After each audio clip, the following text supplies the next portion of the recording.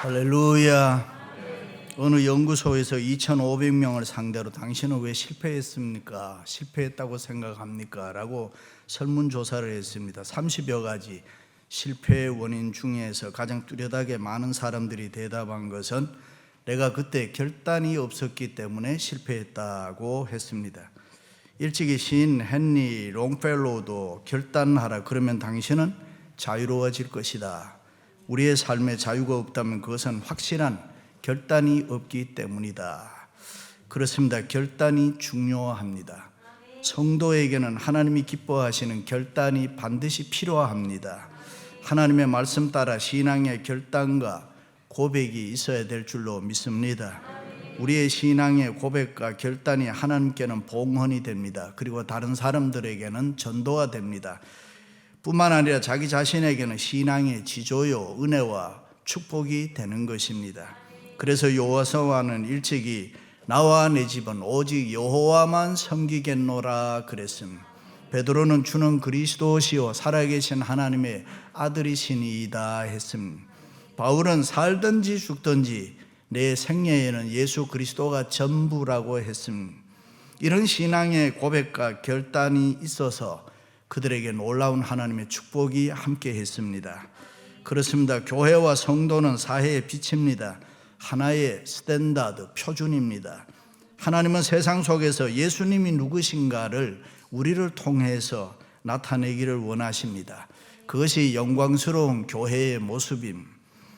그러므로 교회는 단순히 문화센터도 아니고 복지센터도 아니고 구제, 봉사 다 좋습니다마는 교회는 그리스도의 몸을 보여주어야 합니다. 믿습니까? 그런데 교회가 신뢰를 잃고 인정을 받지 못하면 사회를 향한 리더십을 상실하게 되는 것입니다. 그리고 성도가 제대로 믿지 않으면 사회는 어두워지고 미래가 없습니다. 그러므로 성도와 교회는 사회에 분명한 스탠다드가 되어야 합니다. 이 세상에 빛이 되어야 되고 소금이 되어야 합니다. 교회가 그렇게 되기 위해서는 교인들인 우리 자신들이 먼저 달라져야 합니다. 아멘. 지금 우리들은 두 개의 세상을 살아가고 있습니다. 하나는 보이는 this age, 이 세상이고 하나는 보이지 않는 저 세상, 천국, 영원한 하늘나라입니다. 그러니까 예수 믿는 우리들에게는 미국의 시민권도 가지고 있지만은 하늘의 시민권도 가지고 있습니다. 그러므로 이 세상에 살면서 하늘나라 시민처럼 살아가야 되는 것입니다. 왜냐하면 성경은 이 세상은 없어지는 세상이요 육적인 나라요 불신의 세계라 그렇게 말합니다.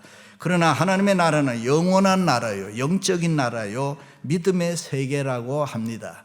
그러므로 예수 믿는 너희들이 천국 시민답게 생활의 변화를 시켜서 복되게 살아라. 생활의 변화를 원한다면 영적 주도권 삶으로 이 세대를 본받지 말아라. 변화를 받아라. 새 사람으로 하나님의 뜻을 분별하고 살아라 했습니다. 그렇습니다. 우리는 변해야 됩니다. 예수 믿을수록 달라져야 됩니다. 교회를 다닐수록 사람이 변하고 달라져야 되는 것입니다. 믿습니까? 예수님을 10년 믿은 사람하고 50년 믿은 사람은 분명히 달라야 됩니다. 장로, 권사, 집사, 목사, 직분 가진 사람의 모습이 달라야 됩니다. 오래 믿은 사람일수록 예수님의 모습이 우리의 생활 속에 나타나야 되는 것입니다. 종교 매너리즘에 빠져서 익숙하게 흉내만 잘 내면 안 되는 것입니다. 신앙생활이란 매일매일 새로움과 더불어 주님과 함께 살아가는 삶입니다. 이전 것은 지나갔으니 보라 새 것이 되었도다. 할렐루야. 우리의 생활에 뚜렷한 변화가 있어야 됩니다. 믿습니까? 날마다 새로운 마음으로 살아야 합니다. 예수님의 사랑이 흘러넘쳐 날마다 새로운 것을 내 주위에 내 생활에 나타내 보여줘야 합니다. 주어진 세월 시간을 하나님을 기쁘시게 하기 위하여 거룩한 삶을 살기 위해서 몸부림쳐야 되는 것입니다. 그럼 우리 그리스도인들은 어떻게 해야 어떻게 살아야 생활의 변화를 시킬 수 있습니까? 첫째는 영적 예배를 드려라 했습니다. 너희 몸을 하나님이 기뻐하시는 거룩한 산 제사로 드리라. 이는 너희가 드릴 영적 예배니라. 할렐루야. 바울은 무엇보다가도 너희가 영적 예배를 드려야 변화할 수 있다. 우리가 잘 아는 대로 예배는 신앙생활의 기본입니다. 그리고 중심입니다. 그러므로 우리는 예배를 통해서 우리 자신들을 하나님의 사람으로 만들어갈 수 있고 또 새로운 은혜를 받을 수가 있습니다. 그러므로 하나님과 내가 만나는 요 예배 시간보다가 더 중요한 게 없습니다. 믿음 생활에서 가장 중요한 것이 예배 생활인 것입니다. 우리가 이 예배를 통해서 변화받을 수 있습니다. 축복된 사람이 될 수가 있습니다. 그러므로 예배를 소중하게 여기시기를 바랍니다. 그런데 하나님이 기뻐하시는 영적 예배는 어떻게 드려야 되느냐? 먼저 거룩하게 드려야 합니다. 여기 거룩하다는 말은 성별되다, 구별되다, 깨끗하다라는 뜻을 가지고 있습니다. 구약의 이스라엘 백성들은 제사를 드릴 때 사용한 제물이 흠 있는 것은 안 됐습니다. 깨끗하고 흠 없는 짐승들이었습니다. 성별된 깨끗한 양이나 비둘기 등 그런 것들을 제물로 사용했습니다. 따라서 신약시대에 사는 성도들은 우리의 마음을 하나님께 드리는 영적 예배로 이것이 바뀌어졌습니다. 그러므로 깨끗하고 정결하고 거룩한 마음으로 우리가 하나님 앞에 예배해야 되는 것입니다. 우리의 죄를 회개하고 십자가의 보혈로 깨끗함을 받아야 합니다. 주여, 나는 죄인입니다. 나를 불쌍히 여겨 주옵소서. 겸손히 예수 그리스도의 십자가 밑에 엎드려야 되는 것입니다. 그것이 하나님이 기뻐하시는 영적 예배인 것입니다. 할렐루야. 그리고 우리의 몸을 산제사로 드려야 합니다. 여기 몸이란 단순히 육체, 바디만이 아니라 우리의 생활 전체를 가리키는 걸 거룩한 산제사라 그럽니다. 과거 유대인들은 짐승을 죽여서 제물로 바치는 것을 제사로 생각했는데 그러다 보니까 제사 드리는 사람과 바쳐지는 제물이 분리되었습니다. 다시 말해 예배와 생활이 분리됐습니다. 자연히 그러니까 사람들이 형식적인 예배를 드리게 됐습니다. 그래서 주님께서는 죽은 짐승을 바치는 제물 예배가 아니라 우리의 영과 진리로 예배를 드려라 그랬습니다. 그래서 바울은 살아 움직이는 내 자신의 생활 자체가 하나님께 바쳐지는 예배가 되게 해라 그랬습니다. 예배와 생활이 일치해야 한다 그런 말입니다. 예배 시간에만 내 자신을 드리는 거룩한 시간이 아니라 생활 전체가 구별된 하나님의 것으로 세상을 살아가야 된다. 믿으시면 아멘. 요즘 그리스도인들에게 경건미가 없다는 얘기를 종종 합니다. 자기 마음대로 그냥 신앙생활한다, 행동한다는 것입니다. 우리가 드리는 예배의 기본은 하나님께 찬양하고 기도하고 말씀 듣고 헌금하고 봉사하고 뭐 이런 거는 기본적입니다.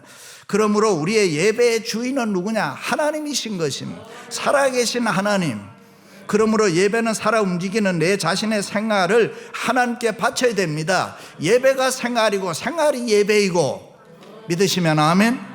그런데 일찍이 바울은 하나님을 알되 너희가 하나님을 영화롭게도 하지 아니하고 하나님께 감사하지도 아니하고 책망했습니다. 그러므로 우리는 예배를 드리는 이 한 시간은 물론이고 예배를 마치고 교회 문 밖을 나가는 순간에 또 하나의 새로운 예배가 시작된다 그래 생각하고 살아야 됩니다. 정치하는 사람, 돈 버는 사람, 공부하는 사람, 사업하는 사람, 직장생활, 가정생활, 언제 어디에서나 무슨 일이든지 하나님과 함께 살아 움직이는 믿음생활 그 자체가 하나님께 바쳐지는 드려지는 예배가 되게 하라. 할렐루야. 일찍이 하나님께서는 아벨의 제사는 받고 가인의 제사는 받지 않았다. 그래서 왜 그렇습니까? 그것은 오직 한 가지, 하나님이 원하시고 하나님이 기뻐하시고 하나님이 원하는 방법대로 예배해야 되는데 가인은 자기 마음대로 자기 편한 대로 예배 드렸습니다. 그러나 아벨은 하나님의 방법으로 믿음으로 예배를 드렸습니다. 그렇습니다. 예배는 하나님을 최고로 높이는 것입니다. 우리의 온 마음으로 하나님을 경배하는 것이 예배인 것입니다. 그러므로 예배를 드릴 때 내 기분이나 내 생각이나 내 감정이나 아니면 내 편한 대로 예배 드리면 절대로 안 되는 것입니다. 어떻게 하든지 하나님의 기쁨이 되고 하나님이 원하시는 영적 예배를 드리도록 애를 써야 되는 것입니다. 하나님께 영광 돌리는 하나님을 향한 섬김과 경배가 있는 영적 예배를 드릴 수 있기를 주님의 이름으로 축원합니다. 두 번째는 이 세대를 본받지 말라고 했습니다. 너희는 이 세대를 본받지 말라. 왜 이 세대를 본받지 말라고 했습니까? 이 세상은 하나님을 거부하고 불순종하고 반역하기 때문에 그렇습니다. 자기의 유익만 추구하고 자기 육신의 욕구만을 만족시키는 것이 이 세상이기 때문에 이 세상을 본받지 마라.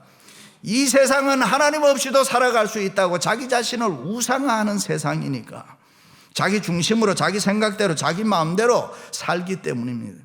그래서 이 세상은 쾌락을 선전합니다. 육적인 것을 선전합니다. 세속적인 것, 가진 것을 우리가 자랑하게 되는 것입니다. 뿐만 아니라 이 세대는 세상의 유행입니다. 여러분, 유행이 얼마나 많습니까? 옛날에는 10년이면 강산이 변한다 이런 소리 했는데 요즘은 무슨 10년까지 갑니까? 1년, 3년이면 세상 다 바뀌어버린, 문화가 다 바뀌는 것입니다. 머리 모양도 길었다 짧았다 가지각색 머리 색깔을 다 들이고 눈동자도 물감을 들이더라니까요. 블랙이다 뭐 브라운이다 그런 게 없어요. 드리고 싶은 색깔 다 드리는 거예요. 바지통도 넓어졌다 좁아졌다 뭐 넥타이도 넓어졌다 좁아졌다. 세상의 유행이라는 것은 변화무쌍한, 특별히 우리나라 사람들은 유행에 민감해서 또 유행을 잘 따라간단 말이죠. 그래서 때때로 개성과 중심을 잃어버리는 경우가 많습니다. 그러므로 너희는 이 세대를 본받지 말라고 했습니다. 그렇습니다. 예수 믿는 우리는 다른 사람에게 보이는 외모보다가 하나님께 보이는 이 중심을 항상 잘 관리해야 됩니다. 바로 세워가야 됩니다. 세상에서는 권력이나 명예나 돈을 가지고 있으면 사람들이 흔히 출세했다 그러나 사람의 눈에는 뭐 그런 것이 대단하게 보일지 몰라도 하나님의 눈에는 nothing, 아무것도 아닙니다. 하나님의 눈에 가장 가볍게 보이는 생활은 이 세상을 거부하고 하나님을 사랑하고 이웃을 위해서 희생하고 섬기며 살아가는 삶입니다.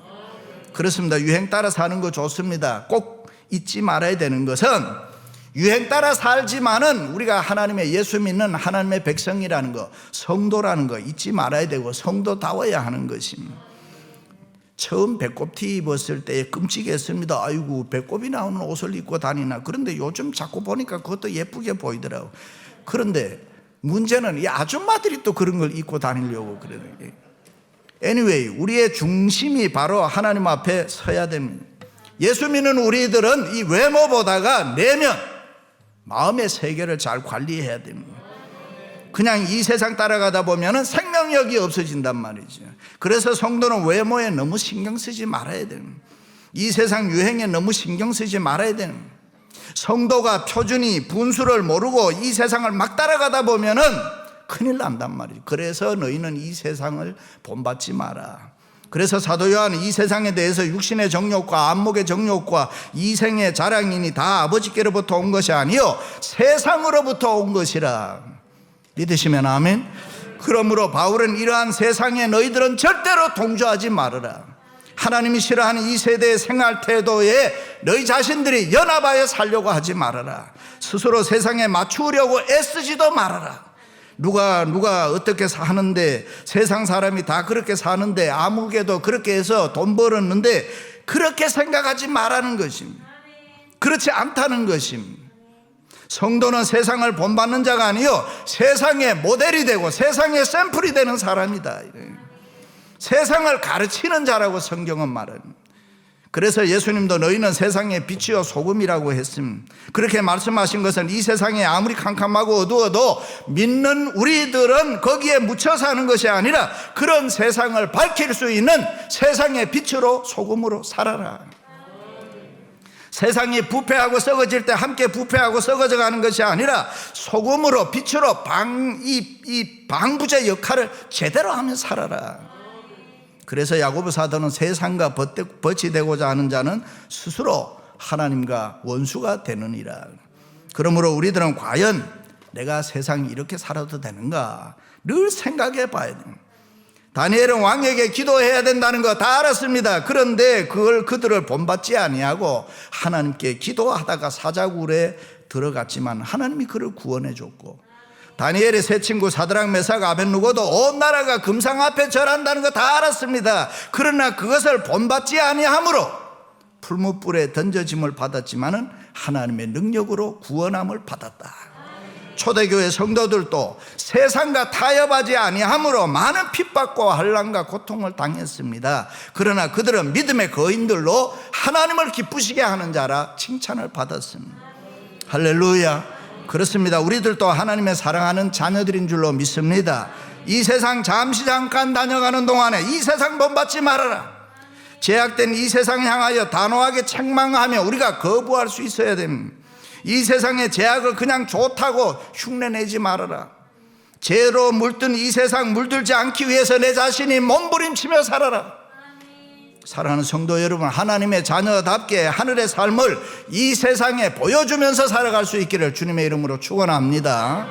마지막으로는 변화를 받아 새로워지라고 했습니다. 오직 마음을 새롭게 함으로 변화를 받아 새로워지라. 여기 변화란 무엇입니까? 성경에서 변화란 거듭남, born again을 이야기합니다. 물론 내 자신도 내 마음도 새로운 결심이 필요합니다. 그러나 결심 자체가 우리가 잘 아는 대로 작심삼일이라 어떻게 변할지 모르잖아요. 우리가 마음 먹는 대로 되던가요?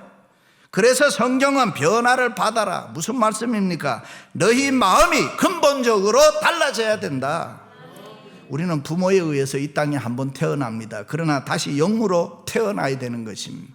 예수께서 진실로 진실로 내게 이르노니 사람이 물과 성령으로 나지 아니하면 하나님 나라에 들어갈 수 없느니라. 육으로 난 것은 육이요 영으로 난 것은 영이니 내가 내게 거듭나야 하겠다는 말을 놀랍게 여기지 마라. 믿으시면 아멘. 그것이 변화입니다. 그것이 거듭남입니다. 성령으로 우리가 새롭게 되라, 그런 말이에요. 그것은 그리스도 안에서만 가능한 것입니다. 매일매일 새로운 생각으로 매일매일 새로운 마음으로 성령의 도우심을 받아야 됩니다. 그래야 성령으로 변화받아 우리가 이 세상을 새롭게 살아갈 수 있다. 그러나 자신이 잘났다고 생각하고 자신을 드러내거나 내 욕심이 앞설 때는 내 마음이 절대로 새로워지지 않는다. 이 세상 욕심에 묻혀 있으면 안 된다. 특별히 지금같이 우리가 힘들고 어려울 때는 더 낮아지고 겸손해서 오직 하나님의 말씀 앞에 철저하게 순종의 자세를 가져야 합니다. 하나님의 말씀이면 물불 가리지 않고 순종하겠습니다. 주여 말씀만 하옵소서, 그대로 살아가겠습니다. 그렇게 해야 됩니다. 그렇게 교회생활, 그렇게 신앙생활 열심히 하다 보면 먼저 우리 마음의 변화가 일어납니다. 마음의 변화가 일어나면 따라서 생활의 변화도 일어나게 되는 것입니다. 그렇습니다. 예수 믿는 우리는 예수님 알기 전과 예수님을 만나 예수님을 안 후의 생활이 완전히 달라야 합니다. 생각과 말이 달라져야 돼요. 행동이 달라져야 돼요. 삶의 궁극적 목표가, 가치가 달라져야 됩니다. 우리 주위에 처음 예수 믿겠다고 나선 사람들 중에 보면 하루 이틀, 한 달, 두 달 좀 다르게 변화된 생활을 사는 것처럼 보이다가 그냥 믿어봐도 그저 그렇구나, 옛 사람으로 확 돌아가 버리는 사람들 가끔 있습니다. 왜 그렇습니까? 마음의 변화가 없어서 그렇습니다. 그저 밖으로는 그냥 교회 다니는 믿는 사람처럼 보인 것밖에 없습니다. 그렇다면 어떻게 해야 내 심령이, 내 마음이 이게 좀 변화될 수 있느냐? 지식으로, 수양으로 됩니까? 아닙니다. 오직 성령으로 가능합니다. 이것은 외모적 변화가 아니라 마음의 변화를 이야기합니다. 새 마음이 되는 것입니다. 마음이 새로워지지 아니하고 외적으로 믿는 자처럼 흉내만 내면은 우리가 해치는 무당같이 겉으로 거룩한 척해도 속으로는 추하고 더럽고 악한 것으로 가득합니다. 그래서 사도 바울은 너희는 유혹의 욕심을 따라 썩어져가는 구습을 따르는 옛 사람을 벗어버리고 오직 너희의 심령이 새롭게 되어라고 했습니다. 할렐루야. 그렇습니다. 우리의 심령이 내 생활의 컨트롤 타워, 컨트롤 센터가 되는 것입니다. 그래서 솔로몬은 무릇 지킬 만한 것 중에 더욱 내 마음을 지키라. 생명의 근원이 이에서 남이니라. 그렇습니다. 우리가 예수를 믿고 예수님 안에서 살게 될 때 우리 마음속에 성령을 보내 우리를 늘 새 사람 되게 합니다. 성령은 우리의 인격과 생활을 하나 둘 고쳐가고 변화시켜 갑니다. 그러므로 누구든지 예수 그리스도를 믿는 자는 성령의 도우심과 성령의 능력을 힘입고 살아가야 됩니다. 그렇게 되면 성령의 마음으로 하나님의 뜻을 분별하는 일이 저절로 생겨납니다. 하나님의 선하시고 기뻐하시고 온전하신 뜻이 무엇인지 저절로 분별하여 살아간다면 우리의 신앙생활에는 이 세상에 있는 동안에 아무 문제가 없습니다. 신앙생활의 승패는 바로 성도가 어떤 분별력을 가지고 살아가느냐 하는 데 달려있기 때문입니다. 그렇게 살려면 신앙의 기본 성경을 열심히 읽어야 됩니다. 설교를 경청해야 됩니다. 열심히 찬송하고 열심히 기도해야 됩니다. 열심히 말씀 앞에 순종하도록 애를 써야 되는 것입니다. 이런 신앙생활을 계속 열심히 하다 보면은 자기도 모르는 사이에 성령의 능력으로 우리가 달라지는 것입니다.